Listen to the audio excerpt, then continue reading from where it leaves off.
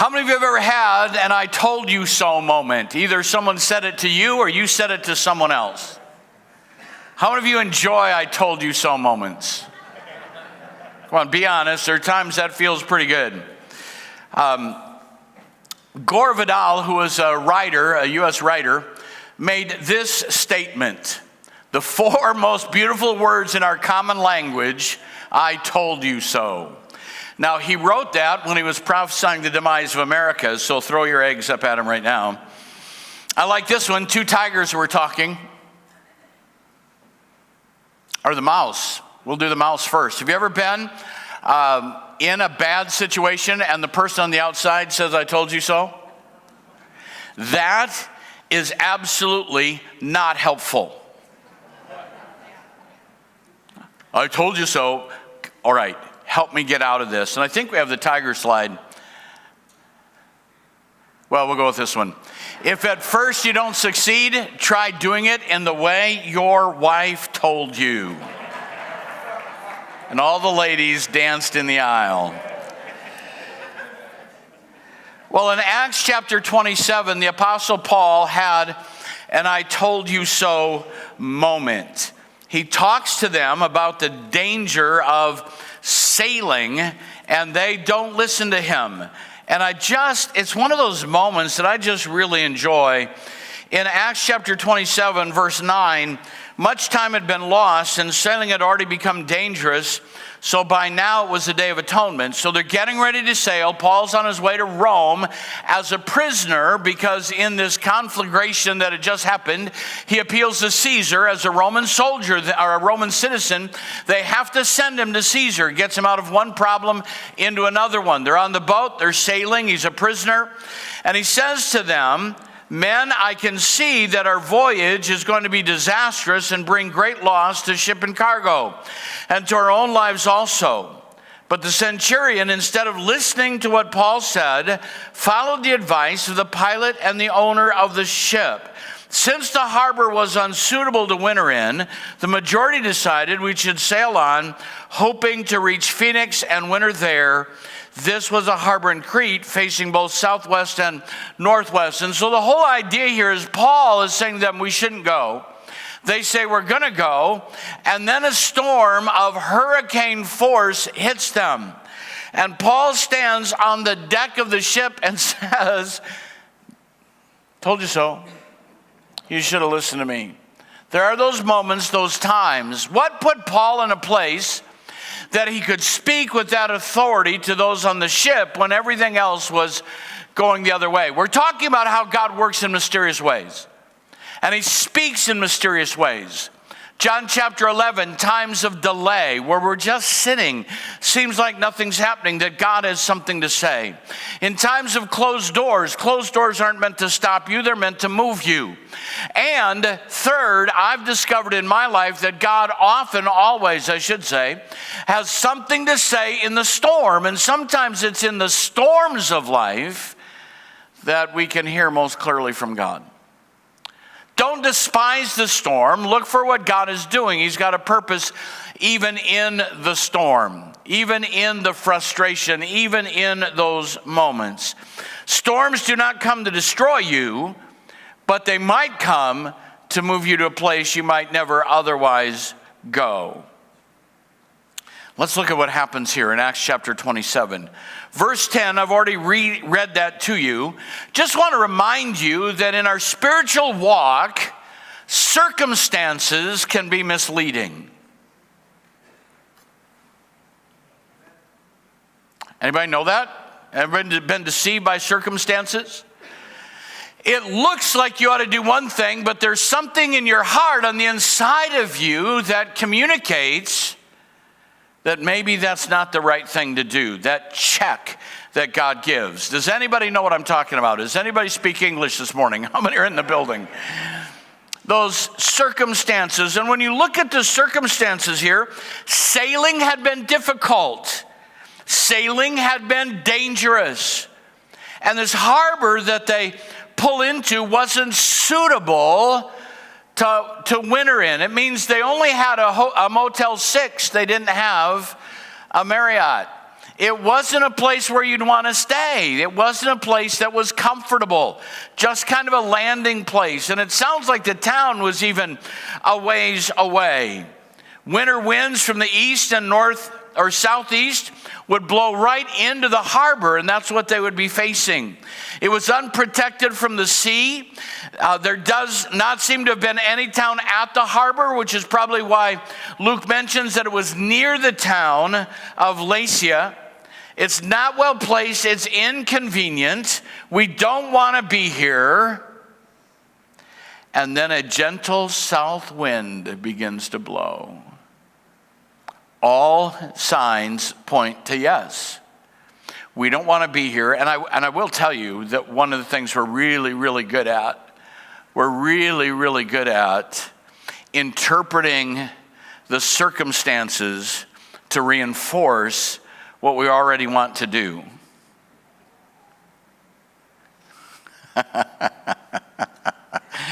Pastor Booth said to me a long time ago when I was serving underneath his ministry, he said, people do what they want to do. You'll find a way to vindicate that, justify that.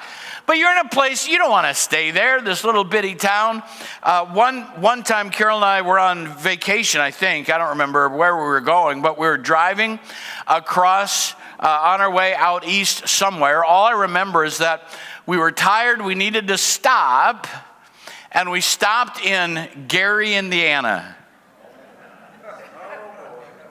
Have any of you been to Gary, Indiana? Oh my God.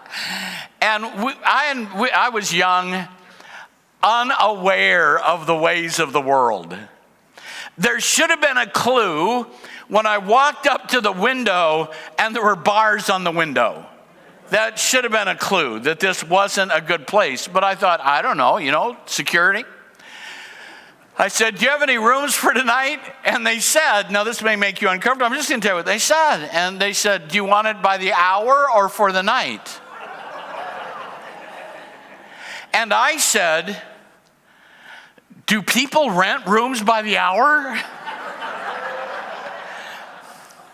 That was a port that we shouldn't have stayed in. All I can tell you is we found a trucker's logbook in the room. I don't know what all was going on in that place. We should have moved on to somewhere else. But the point being, there are those places where if you don't read the circumstances right, and you want to build a case to do something else, you can certainly do that. But God sees beyond the momentary circumstance. He sees beyond the moment. There's something else that he wants you to see. And Paul had a word from God that said not to sail on. And they're saying, I don't care what God has said to you. This is a terrible place. It's not comfortable. It's going to be dangerous. Some harm could come to our ship. And a gentle wind started to blow. And listen, somebody needs to hear this morning, but sometimes that gentle wind is from the devil. Because if he wants to move you in a wrong direction, he can make your circumstances favorable, knowing how you will respond.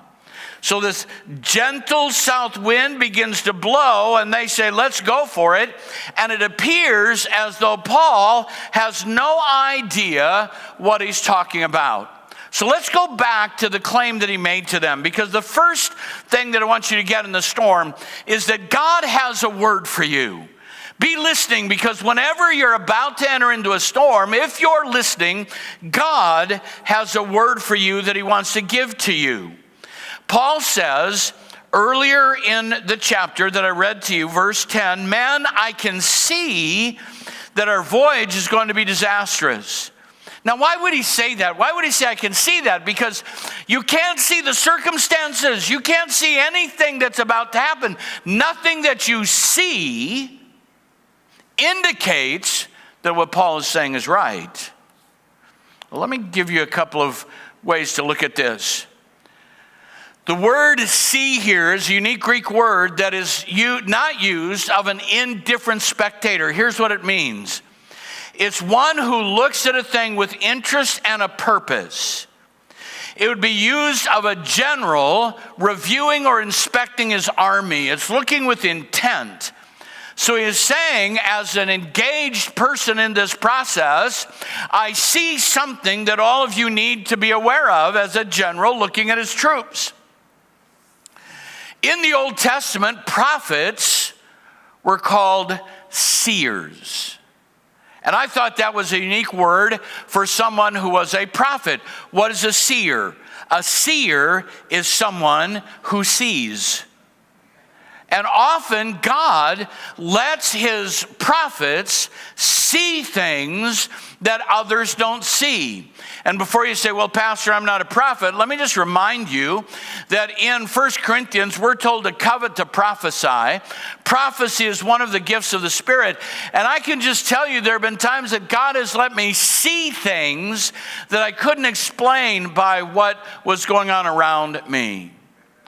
I believe more happened here than Paul simply evaluating the circumstances or looking up the Weather Channel. That he saw what was going to happen. He saw where that journey was going to take them. And there are moments, I'm just telling you, that you need to listen to the voice of the Spirit inside you, even when the circumstances around you seem to be contrary. I had a friend. He's since gone on to be with the Lord. But he and his wife were traveling west across the United States, and they had planned to spend the night in Rapid City, South Dakota. And as they pulled into the city, he just said to his wife, we're not staying here. And she said, why? I'm tired. We planned to see, we're not staying here. I don't know why, we're just not staying here. We are not staying here.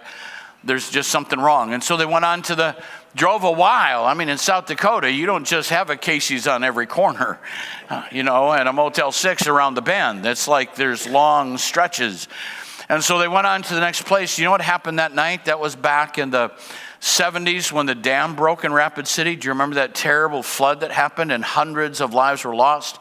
And the hotel they would have been staying in would have been devastated. You say, well, why didn't God give that word to everybody? I don't know. I'm not going to answer for that. I just know there's a man who was thankful that he saw something and listened to that voice. Doesn't mean that others didn't hear. I'm just saying to you, there are times when you will see something. There was another experience. I don't have anything to back this up, but I want to encourage you to listen to the voice of the Spirit. In the storm, God has a word for you. When my parents were both alive, my mother lived in Albert Lea in her retirement. My dad lived in La Crescent, Minnesota. And often we would go to Owatonna and we would see my dad, and then we would go to the Mega Mall, and then we would come back to see my mom and drive home. It was a common thing to do. One particular year, and I still don't have an answer to this, but we'd been to see my dad and we're on our way back to Ames, and as we're driving across on the interstate across Minnesota, I just had this overwhelming sense of something wrong. And I said to Carol, I don't know what's happening right now, and there's no reason for this, but we are not stopping. If someone steps out in the road, now please understand what I mean by this. I said, I'll just run them over if I can't go around them. I'm not stopping. If there's someone, we're not stopping. Kept driving, and when we got to I-35, turned south, that sense of foreboding lifted. Now, what was that about? Was it a bad sandwich? Was it bad turkey? I don't know. Here's what I'm going to tell you. I don't know what would have happened, but I'm convinced that there was a warning in that by the way the danger settled and the way that it lifted. I believe God spared us from something, and I can't prove that. You say, well, anybody can make those stories up. Sure, they can. They certainly can. I'm just trying to say to you that God will have a word for you, and some people have to find it out the hard way. I don't want to find it out the hard way. And I have to sort out the difference between my own anxiety and a word from God. I get that too. I'm simply saying Paul is standing there and he says, I saw something that none of you see, and it was a word from God for us. And I want to encourage you that sometimes the word from God will be completely contrary to the circumstances around you, and you need to listen to that voice. Is anybody hearing me this morning? God will speak ahead of the storm. If you need a word ahead of time, you'll receive a word ahead of time. Now, I'm gonna put it on the other side. There's a ministry couple that we've gotten to know fairly well years ago, and they lost children in that flood. Was that the will of God to lose children? No, it wasn't. But I will tell you that thousands of people have been ministered to out of their brokenness and out of their pain. Not that it was the will of God that their children died. But God always has a purpose, and the purpose is bigger than my immediate circumstances. It's built on an eternal destiny. Come on, walk with me this morning. I'm saying to you that when the storm is coming, if you're listening, God sometimes will take you through it, sometimes will lift you out of it. Well, why did God give him a word when God knew that nobody would listen? Because God was establishing Paul in a place of credibility that would be very, very important later in the journey. God has a word for you in the storm. Second, God has a plan for you. The storm hits, and it hits hard. A wind of hurricane force hits their boat. I have never been in a hurricane. I don't know if any of you have. Any of you ever endured a hurricane, been there when it happened? Anybody? One or two? My mother moved from Minnesota to Florida to get away from the cold winter storms, only to face 2 hurricanes, and decided to go back to Minnesota. And I know how we Midwesterners are. When that tornado siren goes, how many of you go to the porch instead of the basement? Want to see a tornado? It may be the last thing you see. This wasn't a little twister. This was a wind of hurricane force that will bring these sailors who have faced many, many storms to the brink of desperation, of giving up hope. They let go of control of the ship because the storm was so powerful. They just let the storm take the ship. And I'm just telling you, there's sometimes that's all you can do. You have to just let the storm take the ship because you can't control it anyway, and God is going to take you to a different place. God has a way of showing us that we're not in control.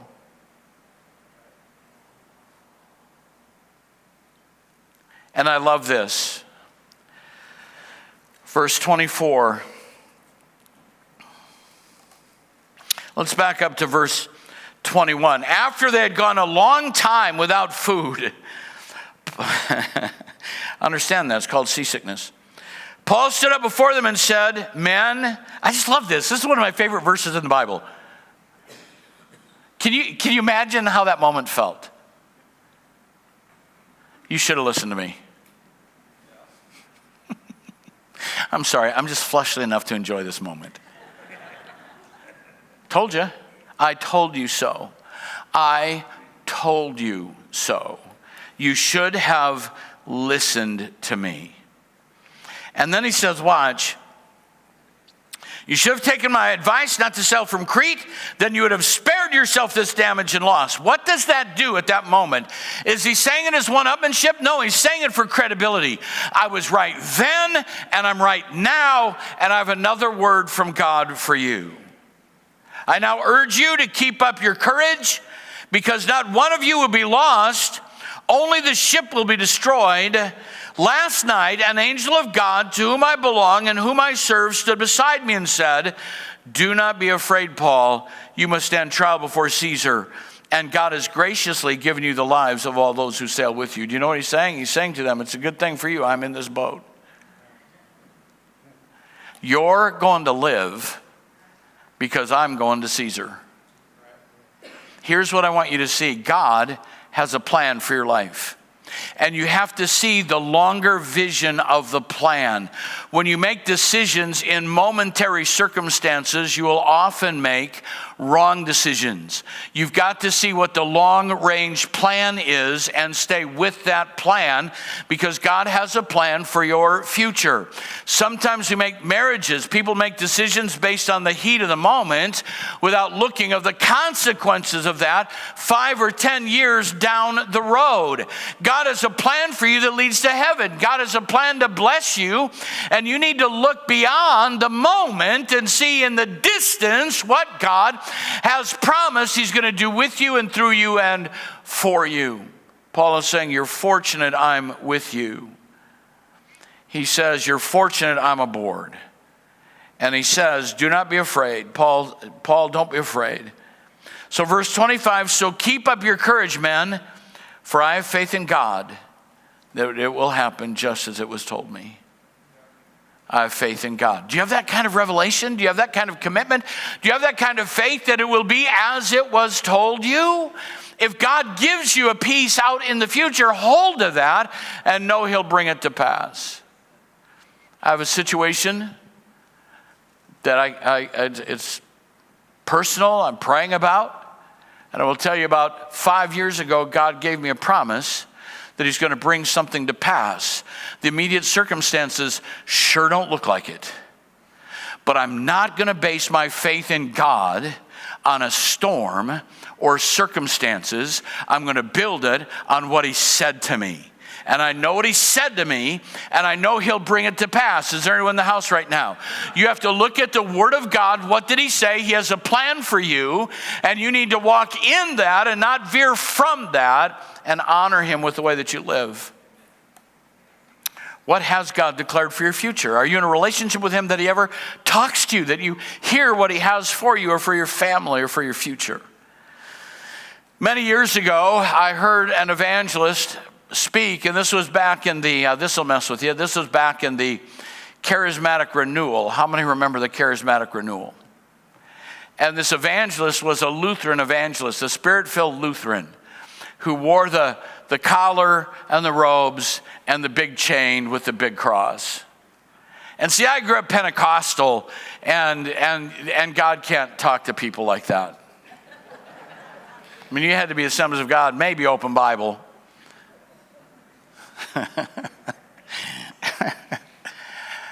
But God used this man in incredible ways, and I sat and listened to him, and he told this story. He was in a hospital bed, and the doctors told him there was not much hope for his survival. I don't remember what his illness was. It was an issue with his heart, and they didn't expect him to ever leave the hospital. And he said, I was laying there in bed, fearing for my life, the anxiety increasing. Doctors have given up hope. And the phone rang, and it was a pastor.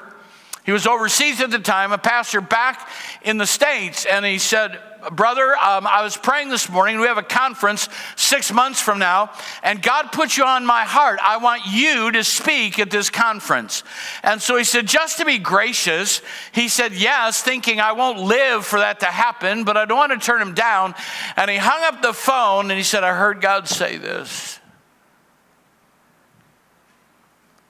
I wouldn't have spoken to him to invite you to the conference if you're going to die in this hotel or in this hospital room.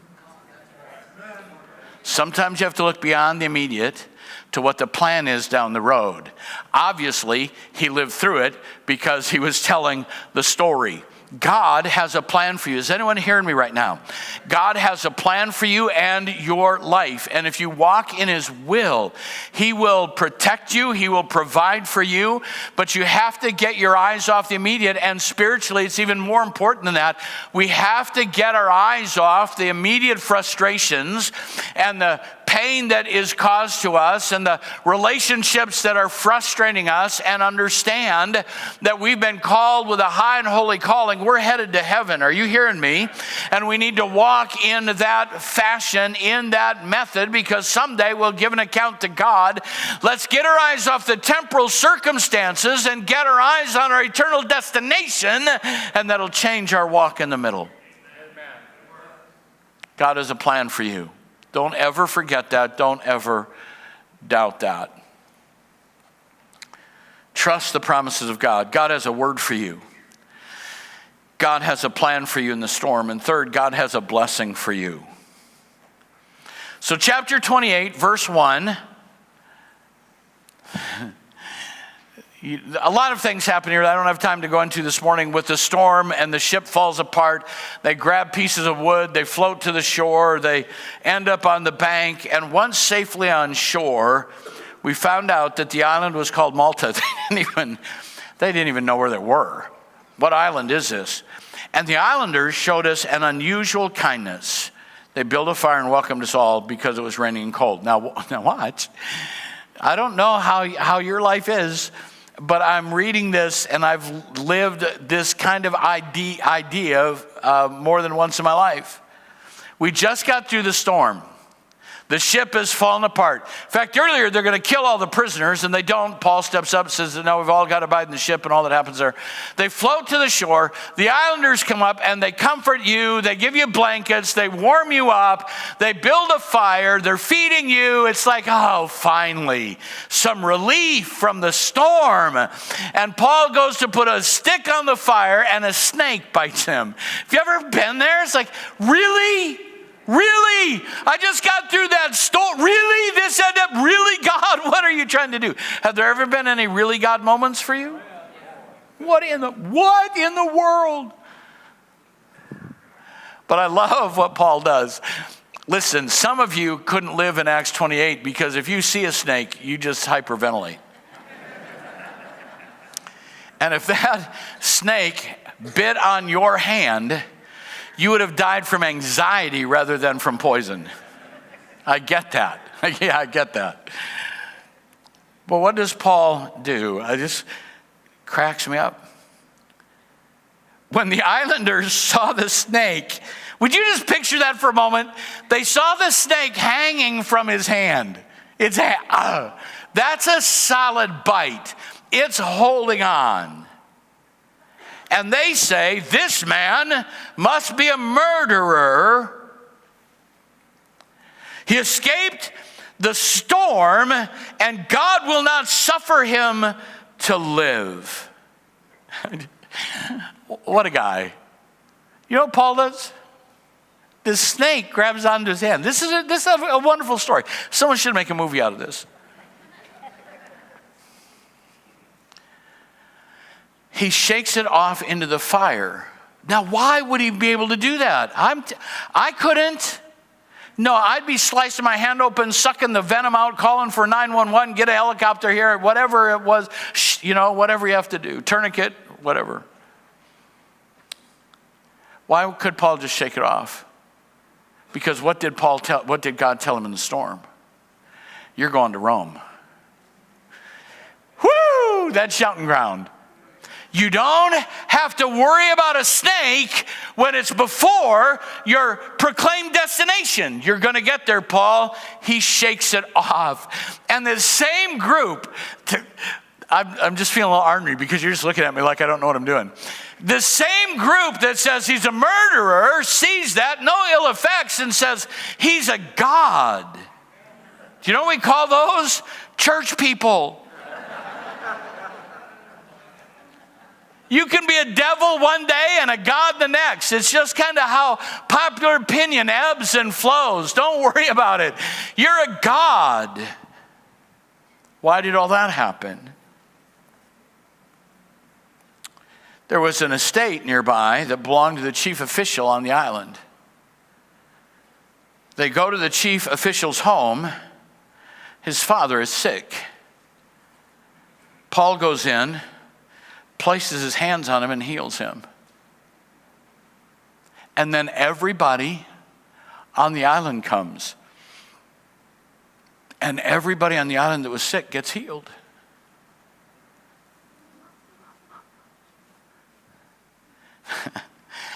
How many of you would like to be Paul at that moment?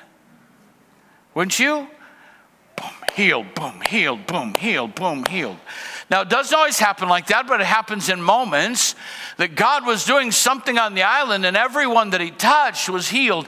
Again, I listened to an evangelist some years ago was telling the story that he was preaching somewhere and it ended on a Tuesday and he was coming back to his home church on Monday. It was on Wednesday. It was a 6-hour drive. And he felt like God spoke to him to just pray in tongues all the way home. And he said, I didn't feel any power. I didn't feel any anointing for 6 hours other than when I got gas. I was praying in the Spirit, praying, and I got home and I was exhausted and thought, well, I'm going to go to church tonight. And didn't know what they were doing, took a shower, got ready, went to church, found out they were having a healing service. And he said, I felt empty and dry. But that night, it's never happened before or since. But he said, that night, everyone I touched was immediately healed. Does that mean if you pray in tongues for 6 hours, that'll happen? No, what it means is if you're in tune with the Spirit of God, he will show you a plan for your life. And if you respond to it, you'll be in the place of blessing. You see, God has a blessing for you. Out of the storm, Paul doesn't go right from the storm to being snake bit.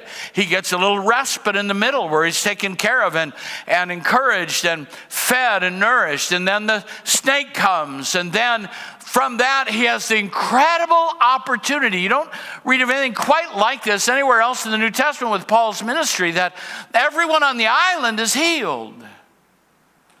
So do you know what this storm was about? The storm was about people in need on an island in the ocean. And the only way to get the word of God to them was to wreck Paul's ship. That's what that whole chapter is about. It's not like God was saying,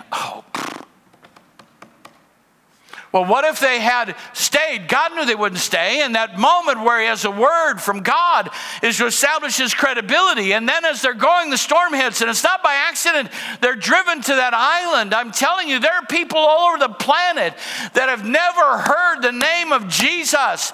But they're calling out to the God of creation. They're calling out to a God they've not yet met and do not know. And God will send somebody there. It may be by a shipwreck or a storm or trouble, but if you trust him and you know you have a destination, then ride out the storm, because in the middle of your storm, it'll end with God's blessing on your life. He's got a place and purpose for you. Are you hearing me right now? He's got a blessing for you that wouldn't happen any other way. God rewards those who seek him with kindness, with protection, with provision. Being able to bless others in powerful ways. Soldiers and sailors and islanders who now have a whole new revelation of God that they would never have had without the storm. And church, I just want to encourage you, if you're in the middle of a storm, you're going through a trial, you're having a difficult time, just understand God has a word for you. He has a plan for you, and he has a blessing for you. And if you'll hold on to that, you'll see the reward and favor of God settle on your life. Too often, we despair. We get frustrated. We curse the sailors. We curse the snake. We curse the storm. When in reality, we need to understand that God has a greater purpose for the building of his kingdom. Heard the testimony of a missionary many years ago. It was in the time when missionaries went overseas, they honestly, in the early days of missions, they honestly packed their clothes and belongings in their casket and took it with them because they knew they wouldn't be coming back. I listened to a veteran missionary that went over under those conditions. And he said, when I got ready to go, people were saying, you'll never make it back. You'll never make it back. And he said, I just said to them, God called me to go. He didn't say anything about coming back. He just called me to go.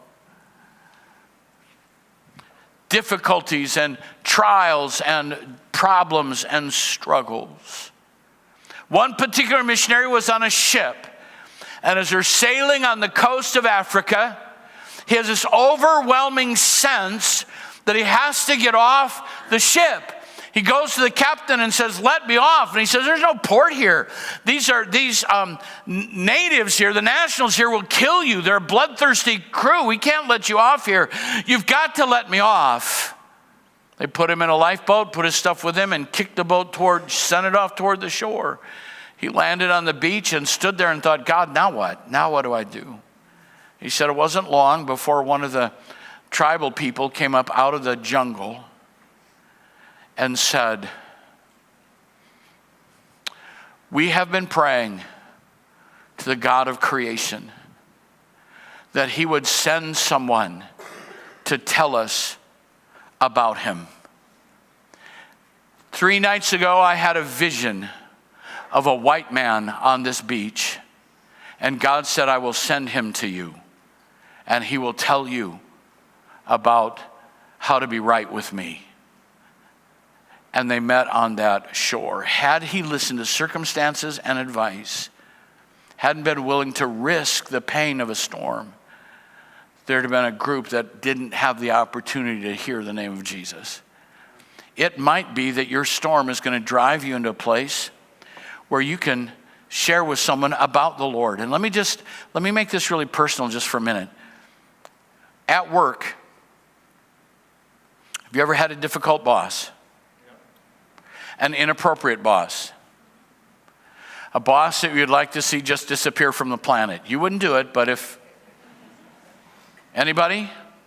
That was wrong to you and rude to you and inappropriate. And if you stand up and fight and curse and you're ugly and unchristian, it could be that God has put you in that storm so someone can see the light of Jesus radiate out of you and lead someone to faith in him. I'm trying to get you to see that we have to get our eyes off the momentary circumstance and see the higher calling and the higher purpose, because sometimes God is speaking through the storm. Pastor Nathan, would you come? I want every head bowed, every eye closed, just for a moment, please. So I really did feel like in praying over this message that I wanted us to take time to encourage someone today. And I do believe there's someone's here, facing a storm that have brought you to the brink of despair. And I want to encourage you this morning that God has a word for you, a plan for you, and a blessing for you in the midst of this storm. And we want to be able to stand with you and encourage you. And if you're in that place, I'm going to ask you to do more than just raise your hand. I'm going to ask you, if you would, to just stand up for a moment. Would you do that? If you're in that storm right now, I just want you to stand up. We just want to pray for you. Thank you. Thank you. Yes, thank you. Yes. Yes, yes, yes, yes. In the balcony. Yes. Anyone else? You're in that storm. It's not easy. It's not hard to lose your confidence. But I believe, listen, I'm saying to each one of you, I believe God that it shall be for you even as it was told me. And he'll have a word for you. So I want you, before you stand, to look around at who's standing. And I want you just to reach over and put a hand on their shoulder. We don't want to make big crowds, but if you want to just reach over and put a hand on their shoulder and let them know that you're standing with them. Don't say anything to them. Just begin to pray for them. Would you do that? Look around. And let's take just a moment. I wanted to have a little bit of time this morning for us to pray for one another. One of the things that I've come to understand recently is how important a word from a friend is in a time of a storm, for someone to stand with you. Would you just stand up now, find someone that's standing, and just lay your hand on them. Just let them know you're praying for them. Would you do that? Now let's just take a moment to pray for one another. I think it's time for us to move beyond our fear to a place of faith. Let's just begin to pray for one another. Everyone in the house, stand, would you please? And stretch your hand towards someone that's being prayed for. And let's believe for the Spirit of God to move in the room, to touch someone's heart, to encourage them, to strengthen them. God's in this place. Let's just worship the Lord together. Would you do that? Let's just love on Jesus this morning. He's in the house. He's here to help us. He's here to strengthen us.